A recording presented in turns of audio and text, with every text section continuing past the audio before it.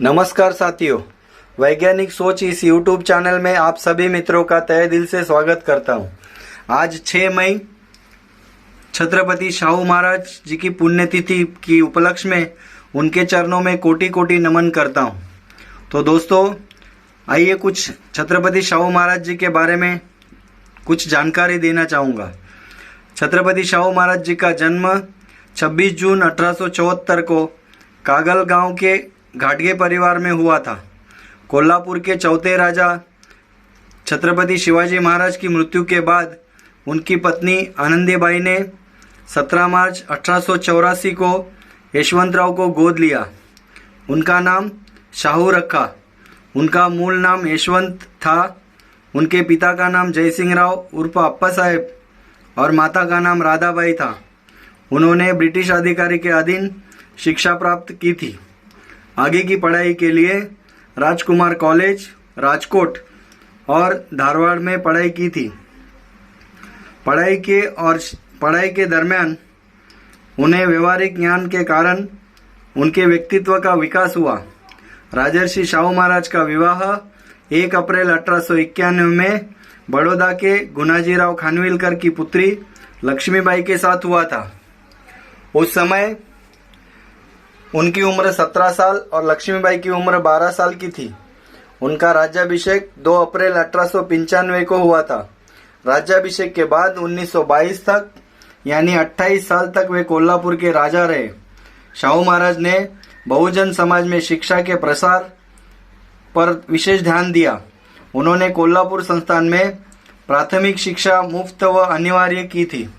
अस्पृश्यता को नष्ट करने के लिए उन्होंने 1919 में सवर्णों और अछूतों के लिए अलग अलग स्कूलों की व्यवस्था हुआ करती थी, उसे बंद करवा दिया। बहुजनों में शिक्षा का अभाव था, इसीलिए कोल्हापुर राज्य में निःशुल्क और अनिवार्य शिक्षा का कानून पारित किया। 500 से 1000 की आबादी वाले गांव में स्कूल भी बनवाए। जो माता पिता अपने बच्चों को स्कूल नहीं भेजेंगे उन्हें प्रति माह 1 रुपया का जुर्माना लगाने का कानूनी प्रावधान भी किया था। शाहू महाराज ने डॉक्टर बाबा साहब अम्बेडकर को उनकी शिक्षा और अखबार मूक नायक के लिए भी आर्थिक मदद की थी।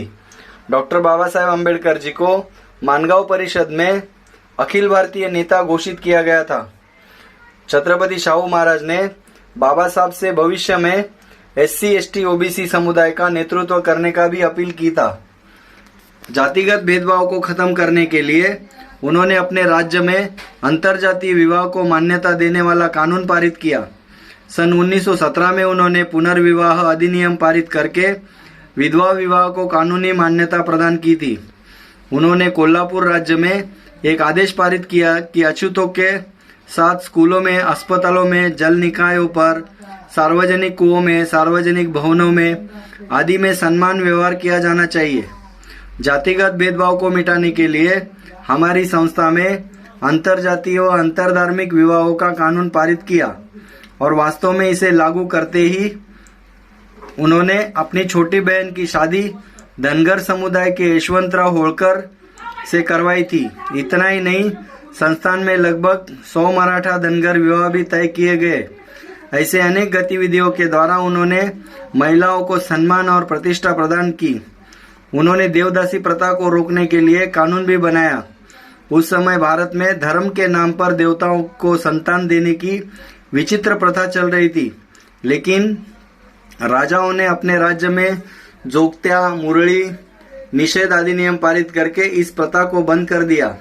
राजनीतिक निर्णय लेने की प्रक्रिया में बहुजन समुदाय को शामिल करने के लिए उन्होंने 1916 में निपानी में डेक्कन रियासत एसोसिएशन की स्थापना की गई थी। शाहू महाराज ने अस्पृश्यों की आर्थिक स्थिति सुधारने के उद्देश्य से अस्पृश्यों को स्वावलंबी बनाने का निर्णय लिया। इसके लिए अस्पृश्यों को स्वतंत्र व्यवसाय करने, दुकान, होटल खोलने के लिए प्रोत्साहित किया गया और आर्थिक सहायता भी की गई। यदि पिछड़े वर्ग को प्रगति की धारा में लाना है तो उनके लिए आरक्षण का प्रावधान किया जाना चाहिए। इसीलिए 6 जुलाई 1902 को ये घोषणा की गई कि कोल्हापुर राज्य में 50% सीटें पिछड़ी जातियों के लिए आरक्षित होगी और इसे तुरंत लागू किया गया। और छत्रपति शाहू महाराज के इस फैसले का ऊंची जाति के कई नेताओं ने विरोध किया। वेदोक्त मंत्र का जाप के अधिकार को लेकर वेदोक्त संघर्ष शाहू महाराज जी के शासनकाल में ही हुआ था। यह महाराष्ट्र के सामाजिक जीवन में तूफान लाने वाली घटना थी। इस मामले के कारण सत्यशोधक समिति का आंदोलन तेज हो गया।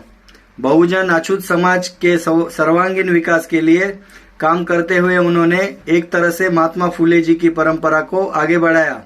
उन्हें सीधे तौर पर सत्यशोधक आंदोलन का समर्थन किया।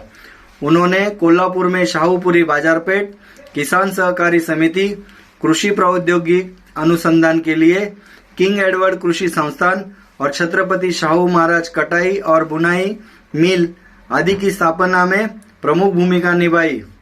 उन्होंने राधानगरी बांध निर्माण, किसानों को ऋण उपलब्ध कराने जैसी गतिविधियों के माध्यम से कृषि विकास पर भी ध्यान दिया। बहुजन समाज को न्याय हक दिलाने के लिए अपनी शक्ति का पूरा उपयोग किया। इसी के कारण वे जनप्रतिनिधि बने और जन कल्याणकारी शासक बने। उनकी पुण्यतिथि के उपलक्ष्य में मैं उनको शत शत नमन करता हूँ।